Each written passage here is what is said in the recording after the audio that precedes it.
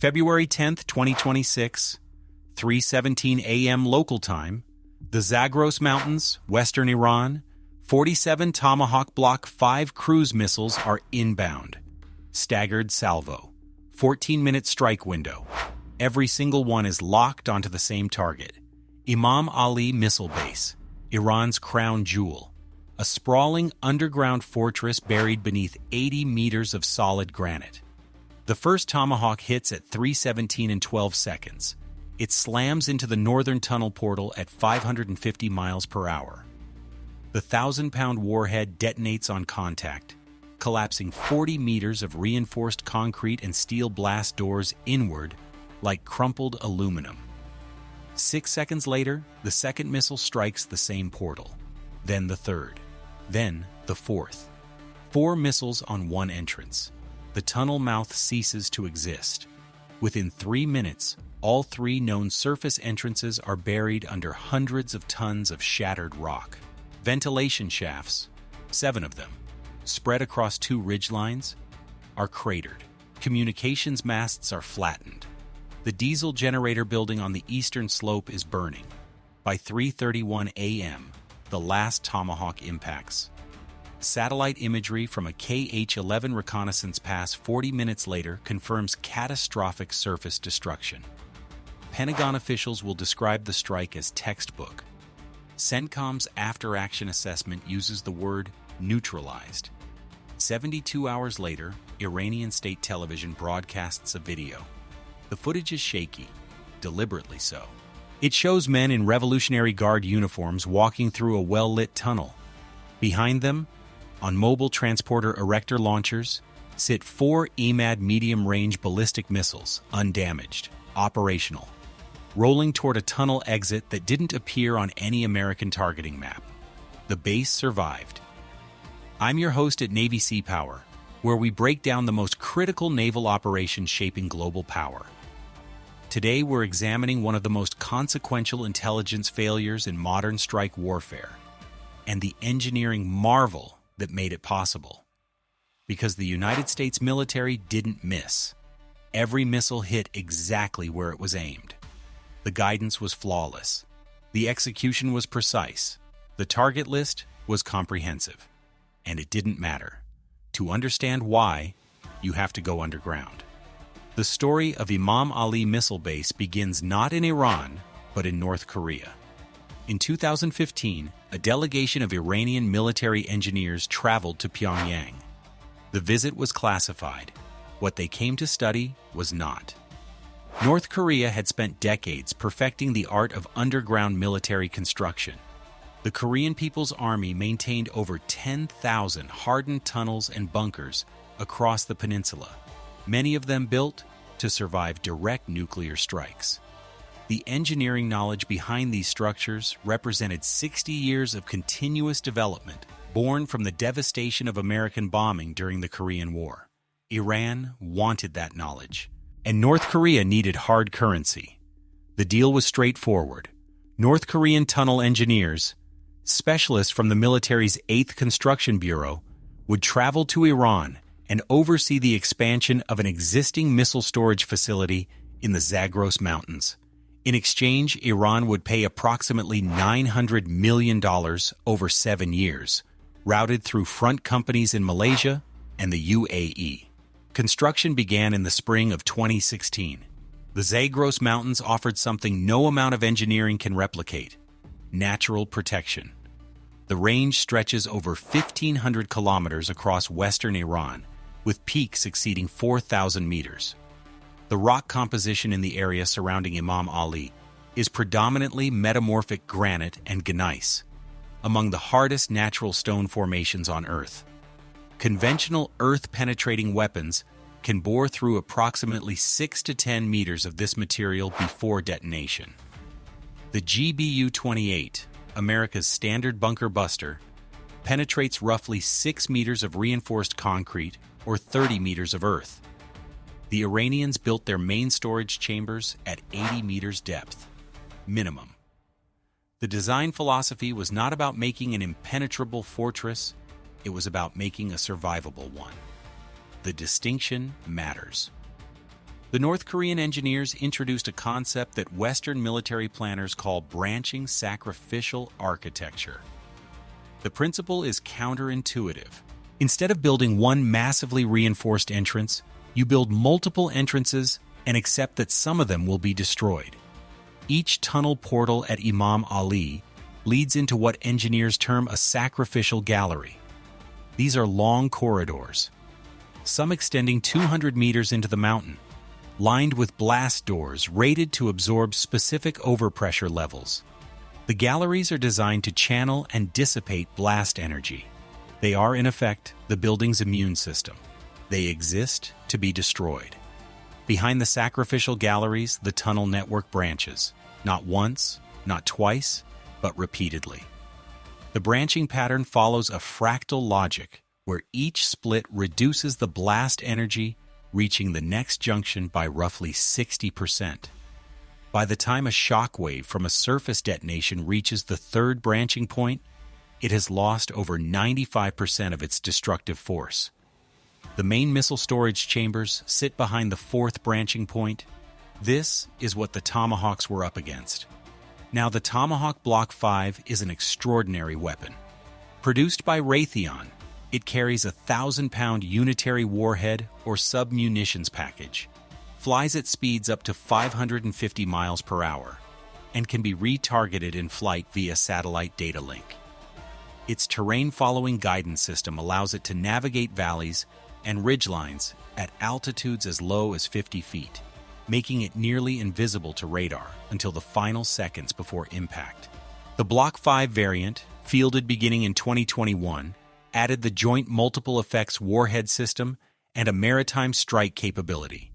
Its GPS-aided inertial navigation delivers accuracy, measured in single-digit meters. Against surface targets, the Tomahawk is devastating. Against hardened underground facilities buried in granite, it is fundamentally the wrong tool. The missile's warhead is optimized for blast and fragmentation, not penetration. When a Tomahawk strikes a mountain face, the 1,000-pound warhead detonates at or near the surface. It creates a crater. It collapses whatever is immediately behind the impact point, but the energy dissipates rapidly as it encounters solid rock. At Imam Ali, the first wave of Tomahawks did exactly what they were designed to do. They destroyed surface infrastructure with remarkable precision. Satellite imagery confirmed that every ventilation shaft, every tunnel portal, every above-ground structure was hit. The damage was catastrophic on the surface. 80 meters below, inside the main storage galleries, the vibration was reportedly comparable to a moderate earthquake. Equipment rattled, dust fell from the ceiling, lights flickered, but the structural integrity of the chambers remained intact. The blast doors between the sacrificial galleries and the inner network held. If you're watching this and wondering why the United States didn't use a weapon designed specifically for this problem, you're asking the right question. Subscribe if you want to understand how the world's most powerful military adapts when its playbook falls short. The weapon you're thinking of is the GBU-57A/B Massive Ordnance Penetrator. It's the largest non-nuclear bomb in the American arsenal, 30,000 pounds, 20 feet long, carries a 5,300-pound explosive charge, and is designed to penetrate up to 60 meters of reinforced concrete or 40 meters of moderately hard rock before detonating. The United States has approximately 20 of these weapons. They can only be delivered by the B-2 Spirit stealth bomber, 2 per aircraft, due to the weapon's size and weight. The GBU-57 was built for exactly this scenario. It was developed in the early 2000s specifically to threaten Iran's Fordo enrichment facility, which is buried under a mountain near the city of Qom. So why wasn't it used at Imam Ali? The answer reveals everything about how escalation management works in practice. By February 2026, the strategic situation between the United States and Iran was already at a critical threshold.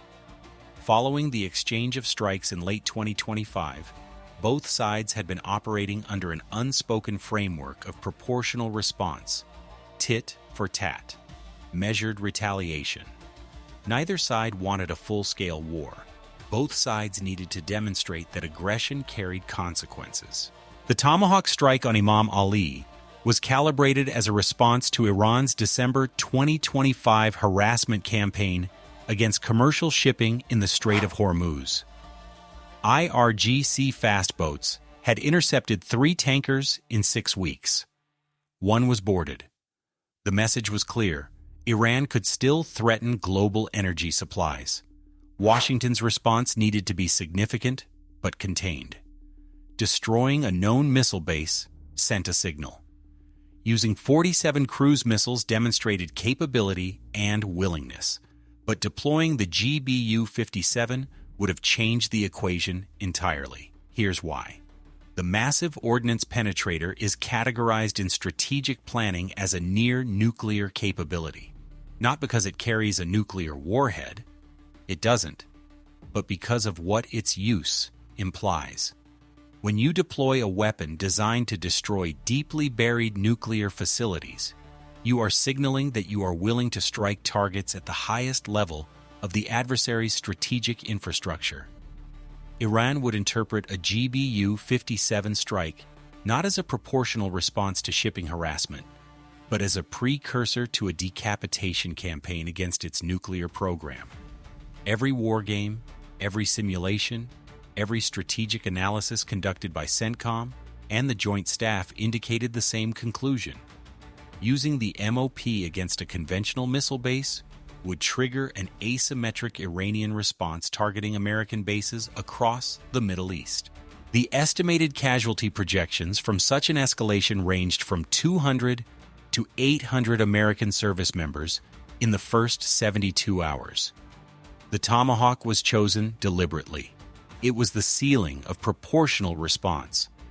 47 missiles said, "We can reach you anywhere. We can destroy your surface infrastructure at will." And we chose to stop here.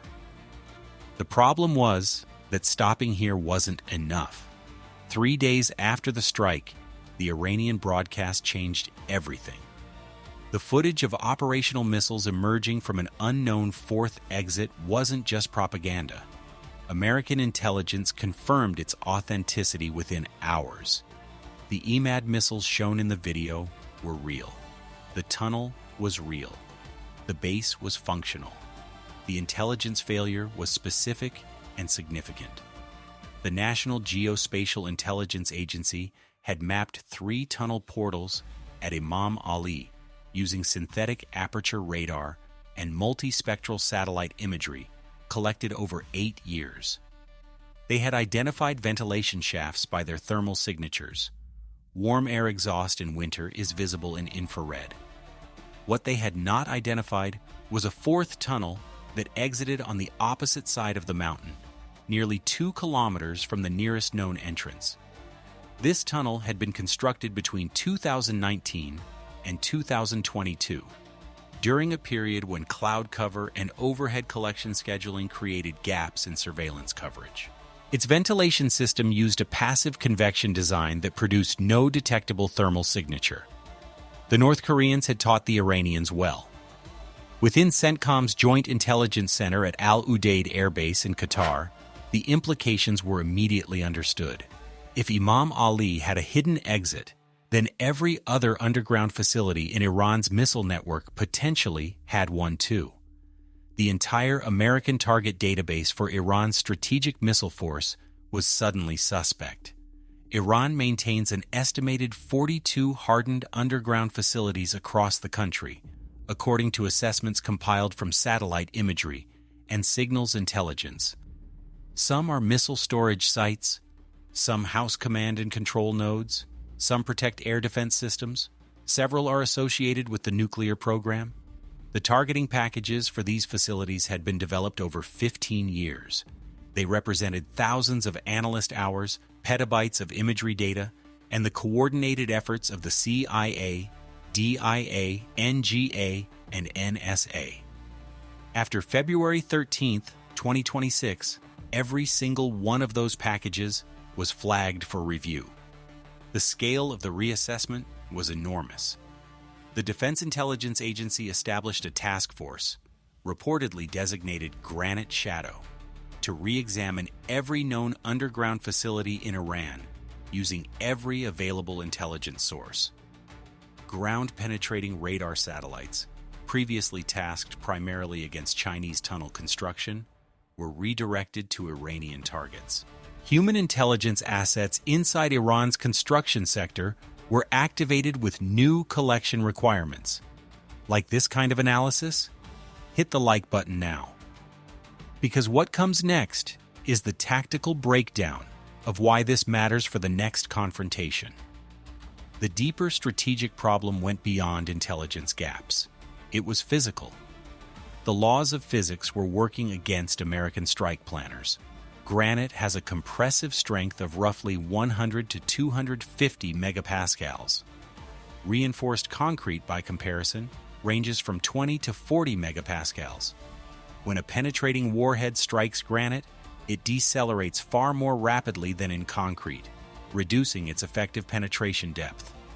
The GBU-57, the most capable penetrating weapon in the conventional arsenal, reaches approximately 40 meters in hard rock under optimal conditions. The Iranians had placed their critical assets at 80 meters or deeper. Even if the MOP were used, even if the escalation risk were accepted, the weapon might not reach the target. This gap between what American weapons can penetrate and where Iranian assets are hidden represents what military planners call the hardened facility problem. It has no current conventional solution. There are theoretical approaches, sequential strikes, where multiple penetrating weapons hit the same point in succession, each one deepening the crater for the next. This technique, known as crater layering, has been tested but never operationally employed against a deeply buried target.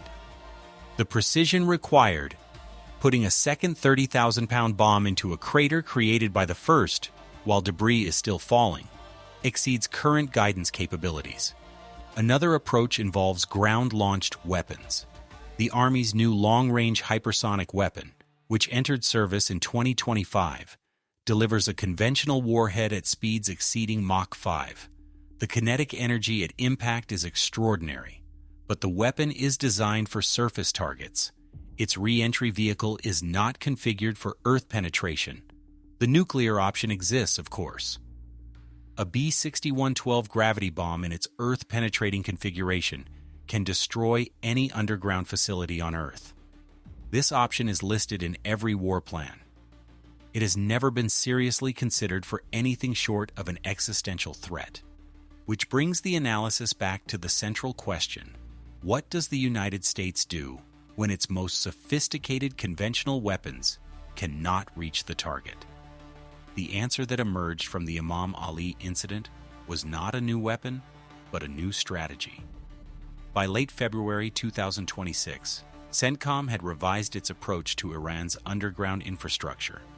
Instead of trying to destroy the facilities themselves, the new strategy focused on destroying their utility. If you can't collapse the tunnels, you can make them useless. The approach had three components. First, persistent surveillance. New satellite tasking patterns were designed to detect tunnel exits in real time. Any vehicle emerging from a mountain facility would be tracked and targeted the moment it reached open air. The missiles inside the mountain were safe. The moment they came outside to be launched, they were not. Second, access denial. Rather than striking the tunnels themselves, future strikes would target the roads, bridges, and infrastructure connecting underground facilities to launch sites. An Emad missile stored underground is only a threat if it can reach a launch pad. If every road within 50 kilometers of the base is cratered and every bridge is dropped, the missile stays in its hole. Third, electronic isolation. Underground facilities depend on communications links to receive launch orders. These links, fiber optic cables, buried landlines, satellite uplinks, are far more vulnerable than the tunnels themselves. Cut the communications, and the base becomes a tomb, armed but deaf. The revised strategy was briefed to the Secretary of Defense in the first week of March 2026. Sources familiar with the briefing described it as a fundamental shift in how the United States approaches hardened target defeat. The old model was destruction. The new model was denial. Whether it works remains untested. Iran continues to expand its tunnel network. Commercial satellite imagery from March 2026 shows new construction activity at no fewer than 6 underground facilities across the Zagros Range. Tunnel boring machines, imported from China under civilian contracts, have been identified at 3 sites. The race between those who build and those who seek to destroy is as old as warfare itself. For most of the last century, the advantage belonged to the attacker. Precision weapons, stealth aircraft, satellite intelligence, these tools made it possible to find and destroy almost anything on the Earth's surface. But the Imam Ali strike revealed the limits of that paradigm. 80 meters of granite doesn't care how precise your missile is. Physics doesn't negotiate. The 47 Tomahawks that struck Imam Ali performed flawlessly. Every missile hit its programmed target. Every warhead detonated as designed. By every measure of weapons delivery, the strike was a success. The base it was supposed to destroy is still operational. That single fact, that $1 billion worth of cruise missiles could not neutralize a facility that cost a fraction of that to build, is now driving a fundamental reassessment within the Department of Defense. The hardened facility problem is no longer theoretical. It is immediate, operational, and without a clean answer. Comment granite. If you think the U.S. needs a new class of deep penetrating weapon, comment deny. If you think the access denial strategy is the smarter approach, the missiles are still in the mountain. The mountain is still standing. And in Washington, the planners are back at their desks, searching for solutions that physics has not yet provided. Some problems don't have a decisive answer. Some battles end not with destruction, but with the quiet realization that the enemy planned for exactly what you brought, and planned better.